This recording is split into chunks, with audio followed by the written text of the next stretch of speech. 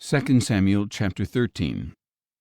After some time, David's son Amnon fell in love with Tamar, the beautiful sister of David's son Absalom.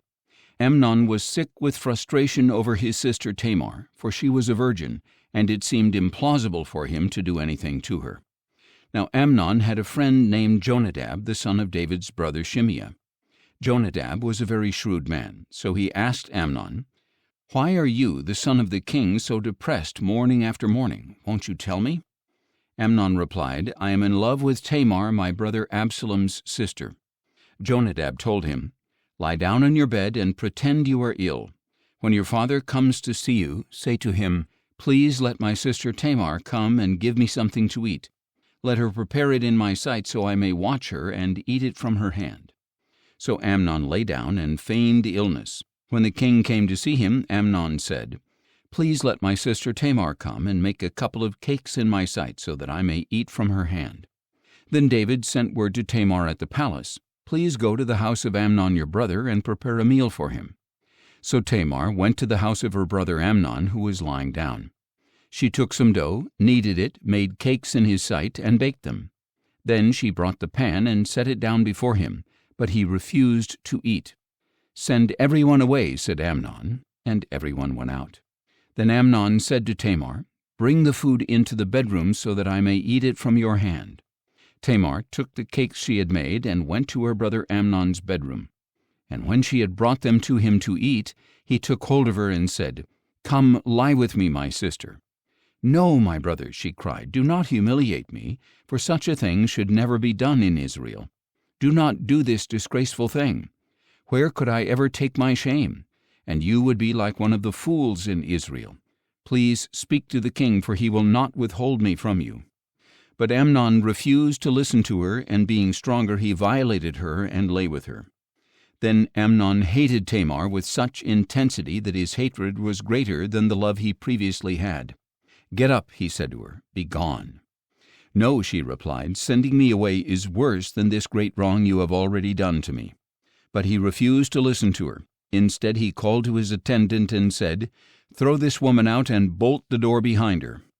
So Amnon's attendant threw her out and bolted the door behind her.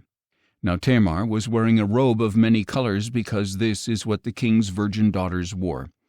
And Tamar put ashes on her head and tore her robe, and putting her hand on her head, she went away, crying bitterly. Her brother Absalom said to her, "Has your brother Amnon been with you? Be quiet for now, my sister. He is your brother. Do not take this thing to heart." So Tamar lived as a desolate woman in the house of her brother Absalom.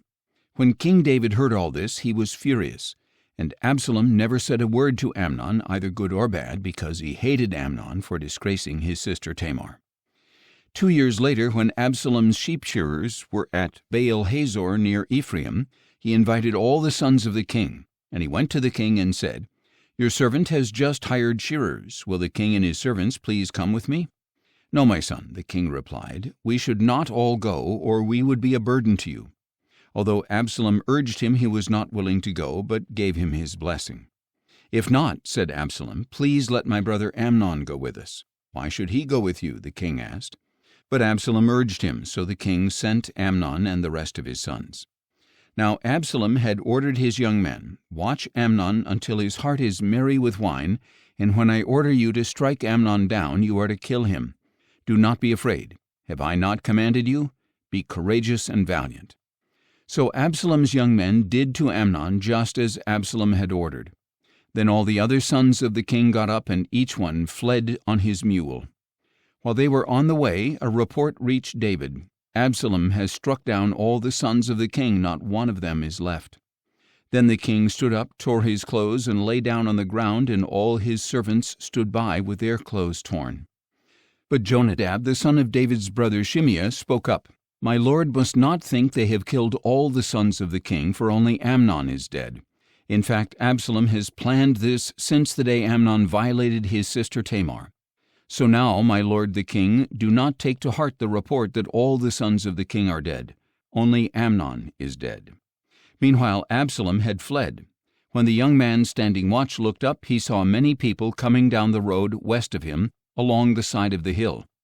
And the watchman went and reported to the king, I see men coming from the direction of Horonaim along the side of the hill." So Jonadab said to the king, "Look, the sons of the king have arrived. It is just as your servant said." And as he finished speaking, the sons of the king came in, wailing loudly. Then the king and all his servants also wept very bitterly. Now Absalom fled and went to Talmai, son of Ammihud, the king of Geshur. But David mourned for his son every day. After Absalom had fled and gone to Geshur, he stayed there 3 years. And King David longed to go to Absalom, for he had been consoled over Amnon's death.